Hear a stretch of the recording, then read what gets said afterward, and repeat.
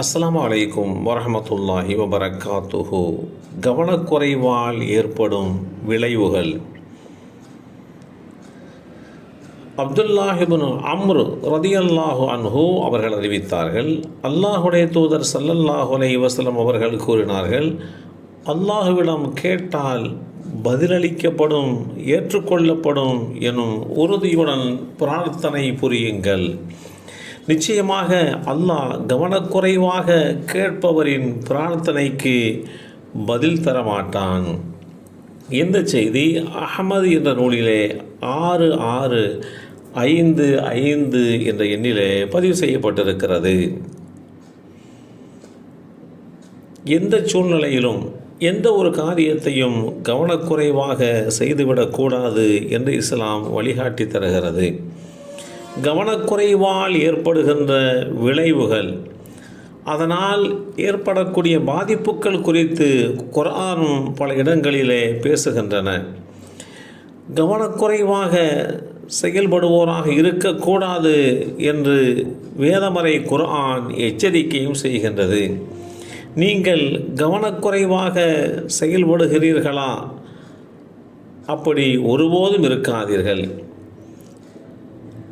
அப்படி கவனக்குறைவாக இருப்பவர்களில் ஒருவராக நீங்கள் ஆகிவிட வேண்டாம் என்று குறிப்பிடுகின்ற இந்த செய்தி அல் குர்ஆன் அத்தியாயம் 7 வசனம் 205 தெளிவுபடுத்தப்பட்டிருக்கிறது. எந்த ஒரு துறையாக இருந்தாலும் சரி, அந்த துறையிலே இருக்கக்கூடியவர்கள் கவனத்தோடு செயல்பட வேண்டும். மருத்துவத்துறையிலே நிகழ்கின்ற இறப்புக்கள் 3 வகையாக பிரிக்கப்படுகின்றது. ஒன்று அறியாமை, இரண்டாவது அலட்சியம், மூன்றாவது அகங்காரம். இந்த 3மே மிக ஆபத்தானது. அறியாமையினாலும் அலட்சியத்தாலும் அகங்காரத்தாலும் ஒரு உயிர் மருத்துவமனையிலே பிரிகின்றது என்று சொன்னால் அது மிகப்பெரிய கஷ்டத்தை ஏற்படுத்தக்கூடியது. 2018ஆம் ஆண்டு எடுக்கப்பட்ட ஒரு ஆய்வில் அமெரிக்காவில் மரணங்களில் 3 மரணங்களில் ஒன்றுக்கு மருத்துவமனைகளில் தரப்படுகின்ற தவறான சிகிச்சை தான் காரணம் என்று எச்சரிக்கிறது. ஒரு நோயாளிக்கு சிகிச்சை செய்கின்ற போது மிகுந்த கவனத்தோடு அவருடைய உடல் ஏற்றுக்கொள்கின்ற வகையிலே உண்டான மருந்துக்கள் வழங்கப்பட வேண்டும். அதற்கு தகுந்தாற்போல் அந்த சிகிச்சை முறைகள் அமையப்பெற வேண்டும்.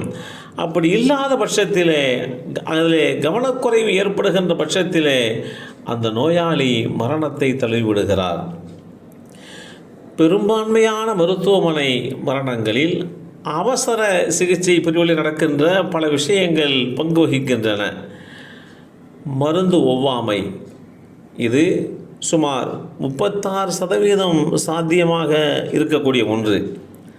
இதிலே தொடங்கி அறுவை சிகிச்சை தந்த விதம், அவசர சிகிச்சையை அணுகிய முறை என எதுவாக வேண்டுமானாலும் இருக்கலாம். இதில் ஏற்படக்கூடிய இறப்புக்கள் எல்லாமே கவனக்குறைவுதான் தலையான காரணம் என்று அதில் பாதிக்கப்பட்ட மக்களும் தெளிவான புள்ளி விவரங்களும் இந்த செய்திகளை நமக்கு தெளிவுபடுத்தி காட்டுகின்றன. நோய்களை குணமாக்கி கொள்வதற்காக மக்கள் மருத்துவத்தை நாடி வருகின்றார்கள். பெருவாரியான பொருளாதாரத்தை செலவு செய்கின்றார்கள். ஆனால் மருத்துவ சேவையின் பல்வேறு மட்டங்களிலே காணப்படுகின்ற கவனக்குறைவுகள் நோயாளிகள் பலர் மீள முடியாத பாதிப்புக்குள்ளாகின்ற அளவுக்கு வந்து விடுவதுண்டு. மருத்துவம் என்பது உயிர்காக்கும் ஒரு சேவை. அந்த சேவையிலே அலட்சியம், சுயநலம், கவனக்குறைவு மேலோங்கி விட்டது என்று சொன்னால் அதன் மூலமாக மக்களுக்கு எந்த நன்மையுமே இல்லாமல் போய் கடுமையாக பாதிக்கப்படுவார்கள். இப்படி உலகத்தில் இருக்கக்கூடிய ஒவ்வொரு துறைகளிலேயுமே கவனக்குறைவு என்பது எந்த சூழ்நிலையிலேயுமே வரக்கூடாது என்பதை புரிந்து கொண்டு எல்லாம் வல்ல அல்லாஹு தஆலா கவனக்குறைவாக வாழ்கின்ற மக்களுடைய தீமையிலே இருந்து நம்மையும் நம் சந்ததிகளையும் பாதுகாத்து அருள் புரிவானாக. அஸ்ஸலாமு அலைக்கும் வரஹ்மத்துல்லாஹி வபரகாத்துஹு.